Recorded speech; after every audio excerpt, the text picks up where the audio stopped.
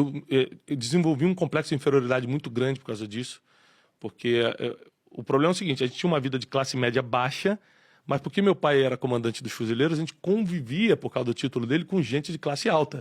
Então todo mundo tinha carrão, a gente tinha um chevetinho. Todo mundo andava de Nike, a gente andava de Quixote. Então o grau comparativo foi muito destruidor para nossas emoções.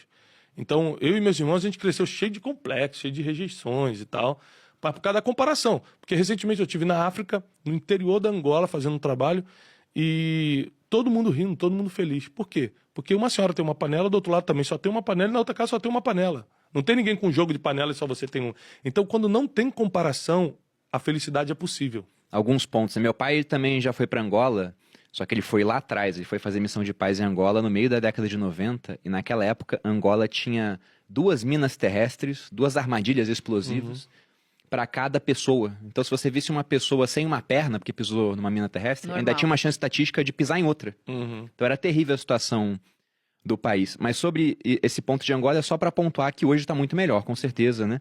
Teve missão de paz da ONU lá. Não, mas era pobre, tá? Era pobre, só que as pessoas estavam felizes. Porque não tinha tanta diferença. Né? Você é pobre, você é pobre, pobre é relativo. Porque na cabeça deles, eu não tô vendo ninguém de carrão, não tô vendo ninguém com uma casa melhor que a minha, e tô comendo, eu sou rico. Não tem comparação. Não tem comparação, ele não sabe o que é rico e o que é pobre. Como é que o Paulo Cuenca fala?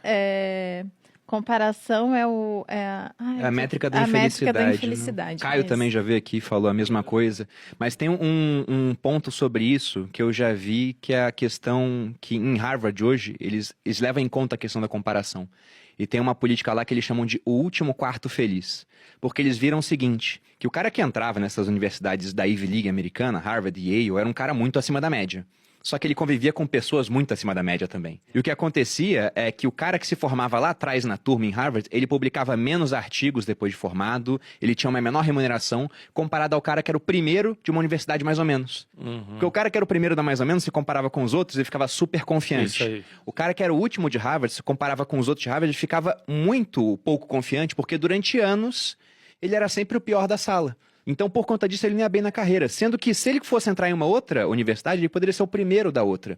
Justamente por isso, essa comparação que existe entre as pessoas.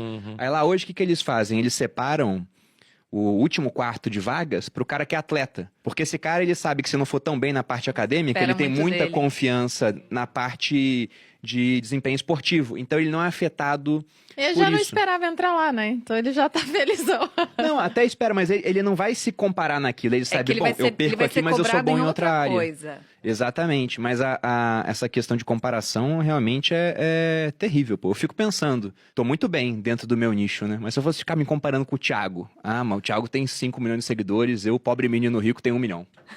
Pelo amor de Deus, né? Você nunca pode se comparar com quem não teve o mesmo ponto de partida que você.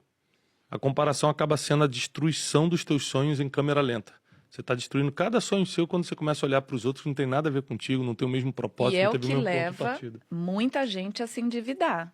Com certeza. Porque ela quer dar aquele passo muito maior do que a perna dela, porque ela diz, como que eu vou ficar para trás? Como assim, né? Então, tem tudo a ver isso que você está falando de comportamento, porque a pessoa não dá o passo conforme o tamanho do orçamento. Ela vai se comparar com os outros, ela vai achar que ela está no lugar errado. Eu tinha que estar lá, sendo que eu estou aqui. Então, vou dar um jeito de chegar onde eu tinha que estar.